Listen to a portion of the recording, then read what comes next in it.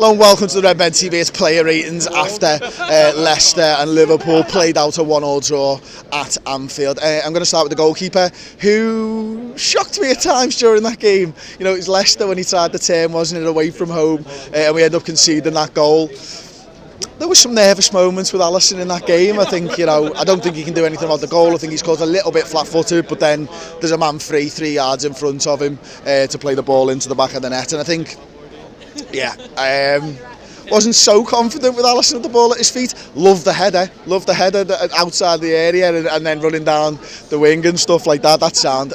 Ultimately, I think I'm going to give him a 6 out of 10 for that performance. Right back, Jordan Henderson. I'll probably give him a 7 out of 10. I thought he did well in an unfamiliar position for him. I mentioned on my match reaction already that, you know, he got down that wing and he was tireless in his efforts to get up and down. I think he was lacking a little bit of support in the defensive sense in the first half, and I could see the first half and look at Jordan Henderson from a defensive sense much more.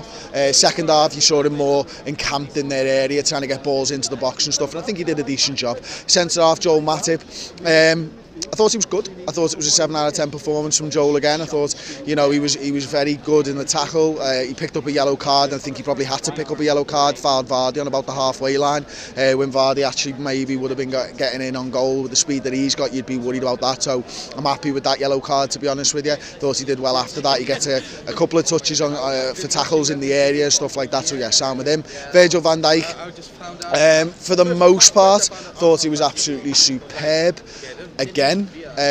But I do feel like he was the guy that switched off for Harry Maguire's goal, if I'm honest with you. I think the ball's ricocheted a couple of times out, and probably Maguire runs off Virgil van Dijk, and for that reason and that reason alone, I'll give him a 6 out of 10. It's not something I expect to see. Don't forget, I've not seen this back at all. This is my take after watching the game at Anfield from the Kop, but that's just my take.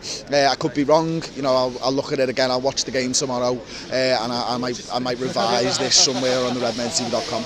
At left back, Andy Robertson, again, just like Jordan Henderson, an outlet on that left hand side. You know, he's always looking to pick the ball up and run at his man. And once Sadio Mane was moved from the left hand side to the right hand side and Adam Lallana came in, felt he struggled a little bit more. It's a player that he doesn't always play with. I think he knows how Sadio Mane is going to move off of him, and I think he plays a little bit better with the likes of Sadio Mane ahead of him. I also thought Mane wasn't as good on the right hand side as he was on the left hand side, although I do think he had a spectacular game. We'll come to him later. Robertson, I'll give a 7 out of 10.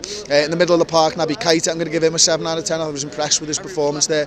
I mentioned on my match, he actually put himself about, he got into tackles, and he nearly had that one, didn't he, where he was potentially fouled for a penalty. I think, you know, red tinted glasses and all that it was a penalty, but I also think that he should have shot that with his left foot, and I think, you know, a striker probably does that. I think a striker's not looking for that contact, and, you know, I think he's trying to get it on his right foot, and I just want someone who's used to getting in there. It was a 1-2, he was driving with the ball, and he'd been in better form. I think he finishes that, he goes down, we don't get the penalty, it is what it is. So yeah, 7 out of 10 for him. Gini Wijnaldum, we're giving it 8 out of 10. I was really impressed with his performances, as I've been all season long, to be honest with you. He had a lot to do there, playing with another lad in the middle of the park that he doesn't normally play with, and I thought he dealt with that brilliantly. Again, you know, winning the ball back in important situations for Liverpool. Over on the right hand side, Shaqiri, I'm going to give a 5 out of 10. I don't think he got involved in the game enough for me. I mentioned that I saw Jordan whinging and bitching at Shaqiri throughout the first half when they were in front of me and stuff like that. I expected more from Shaqiri, if I'm honest with you, and, you know, it didn't surprise me that he was one of the players that was pulled when the double substitution was made. So Roberto Firmino, I'll give a 7 out of 10. I thought, you know, he had to work hard, incredibly hard, to find space, but when he did, he was trying to utilise it, but Leicester were closing it down so well, and it looked like Claude Puel had done what Claude Puel did with his Southampton side. You know, that season a couple of years ago where we played them in the League Cup semi-final, I think it was 4 games there where we didn't score a goal against them, and they were well drilled and very difficult to break down, and that's kind of what we saw from this Leicester side, this Claude Puel Leicester side. So Bobby, yeah, 7 out of 10. Over on that left-hand side, Sadio Mane, I'm going to give an 8 out of 10. I thought he was really good. He was the difference. Obviously, he scores the goal for Liverpool, makes a massive difference, gets everybody right on side and stuff. And I thought he was good throughout the game. I thought we looked most dangerous when Sadio Mane had the ball at his feet. and it probably dipped slightly when he went to the right-hand side. I think he enjoys playing with Robertson over on that left-hand side. And Mo Salah up top, I'd probably give a 7 out of 10 for Mo. There's a few times, I said on my match reaction, when he was running down that right-hand side and he was looking to cut back and take shots on his left foot, he looked dangerous. He looked like Maguire, and the other defenders were starting to struggle with it. But again, just like everything else, when they sat deep, it was incredibly difficult for Liverpool to break them down. Substitutes-wise, Adam Lallana, probably a 6 out of 10, maybe 6.5 out of 10. He has that one really late on where he crosses that ball in, and Liverpool maybe could have had someone just running into the penalty spot.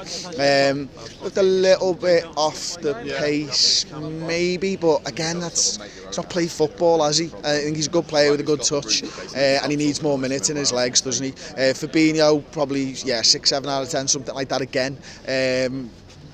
He came in, he put his foot on the ball, he started playing the ball, he tried to move the ball quickly.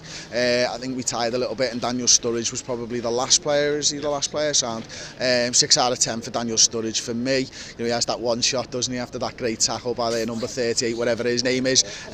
So there you go, that's the player ratings. It feels like there's a lot of people around me. There is quite a few people around me, but not as many as normal. And that's because Liverpool have drawn 1-0 with Leicester. But again, it comes down to this. 5 points is a better gap than 4 points. We gained ground this game week on Manchester City. It's disappointing, of course, because we were leading that game, but we're 1 point further away from Manchester City. So let me know what you thought in the comment section. Give me your player ratings. Don't forget to like the video, subscribe to the Red Men TV on YouTube. And how'd you do it on Twitch, Paul? Follow RDMN Gaming. Follow RDMN Gaming on Twitch.